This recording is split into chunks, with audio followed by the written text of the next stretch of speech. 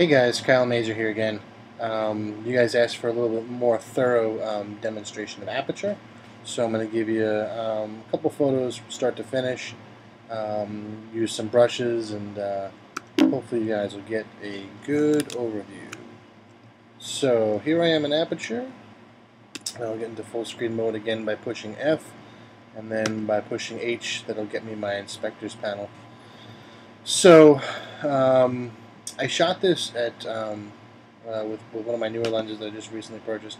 So you can see that I shot it at ISO 2000, 300 millimeters at f32. Shot it at f32 so you guys can see how you can use brushes to help blur backgrounds. And then, yeah, so the first thing we'll do is you can either hit auto exposure or you can take your slider and you can drag it. By holding down the command button, you can see that as you overexpose certain colors, you'll see that they start to show up. Okay. So for me, I guess I'm going to probably go right around here. If you want to bring those back, you go down to recovery. Again, you can hold down the command button so you can see exactly what recovery is going to bring back. Now for me, it doesn't really matter that this portion of the picture is overexposed because the butterfly is more important. So it doesn't really matter that those colors are there as long as the butterfly is looking, decently exposed. That's the important thing. If you find yourself needing more exposure than two stops, you can come over here, click, hold, and you can actually go up to 9.99 that way, and then underexposed as well. So I'm going to leave it kind of like that just for now, and we're going to be able to brighten it up just a little bit, and I'll show you how to do that. The next thing I do after I do my exposures is I come down and I do my levels. I'm really lazy about levels, so I usually just do the auto settings, and if I don't like it, then I go through and I actually change them. So auto level, auto colors, and that looks okay for right now. So black point, if you look here, again holding down the command button, you'll see ideally if everything is not losing detail, it'll be white.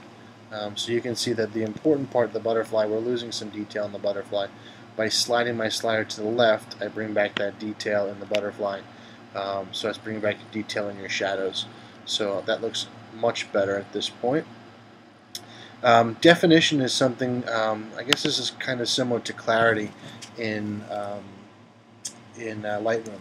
It brings you back details in your midtones.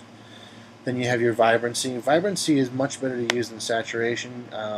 What vibrancy does, it takes the colors that are not saturated and boosts those colors, and this will also ignore skin tones. So that way when you're doing work with a portrait or something, you don't get alien looking people. So as far as that goes, this looks pretty good. I know you guys asked, I think one of you guys asked for some curves, so I'll show you curves. Just go to your adjustment menu and bring up curves, and here's your curve dialog. For this point, at this point I'm going to turn off levels. You can turn off your adjustments by unchecking the little box. Okay, so now you'll see the image without the levels adjustment. Okay, there's your image with the levels adjustment, and there's without. So coming back to your tone curve, you can come in and you can do a little bit here, a little bit there. So there's curves within Aperture. Personally, I think that's a little much, so I'm just going to go back to levels, and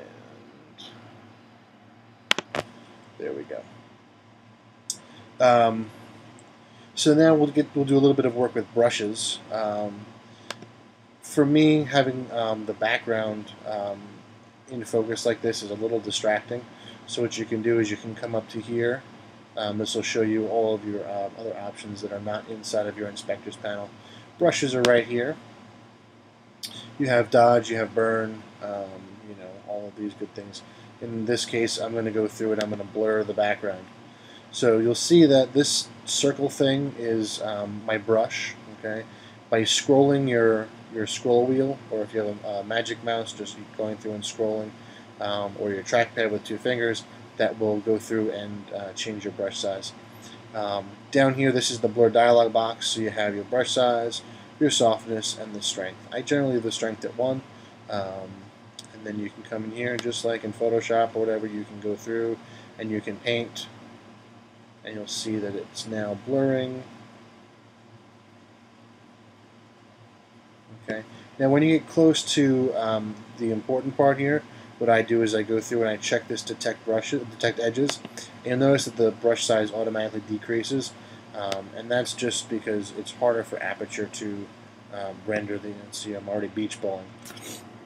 It's harder for it to pick up the edges and blur at the same time, so it decreases the brush size. And I'm still beach balling. Dun, dun, dun, dun, dun. There we go. So you get pretty close, and you'll see that it doesn't really blur those edges that I'm kind of hitting. And then I can go back, uncheck this, and it increases my brush size again. And we'll just come up here into the corner, just a little smaller, and grab the corner section here. And this one, just a little bit more. So there you go. I blurred the background. You'll see that the butterfly is now in focus. So here's the original image, and there is the pseudo-edited version. Okay. So we'll do one more quick one, and we'll do this one. So here's another image. This one, I'm actually not even going to use the inspectors panel.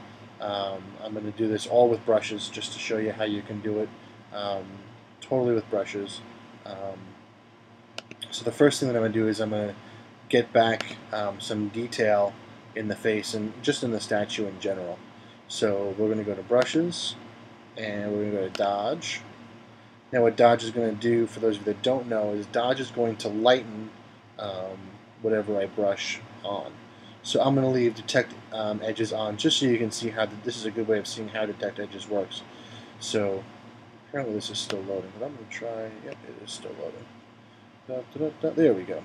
So here I go. You can see that it's bringing out and lightening up the face. Okay. And as I kind of overlap the background, you'll see that the background isn't becoming lighter. If I go way outside, you'll see that it does affect that.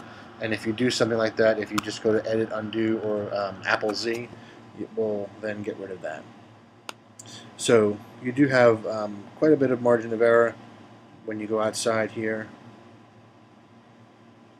So here we go. We'll just lighten this up.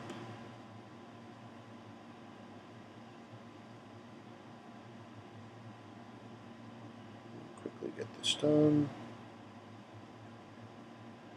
See, I missed one little spot over there where it kind of overlapped, but that's okay for now.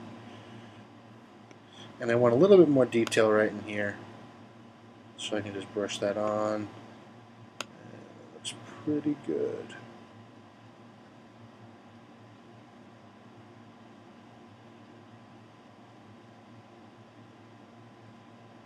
A little more in there.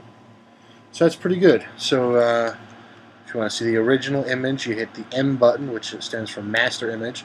So there's the original, and there is just using dodge. So you can go through and you can actually paint on sharpening, which we'll do just for the sake of using brushes. So here's a little bit of sharpening right in the face area here.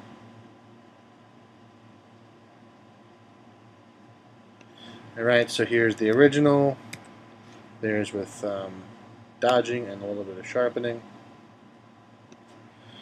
Okay, you can go through. There's also saturation if you wanted to do some saturation.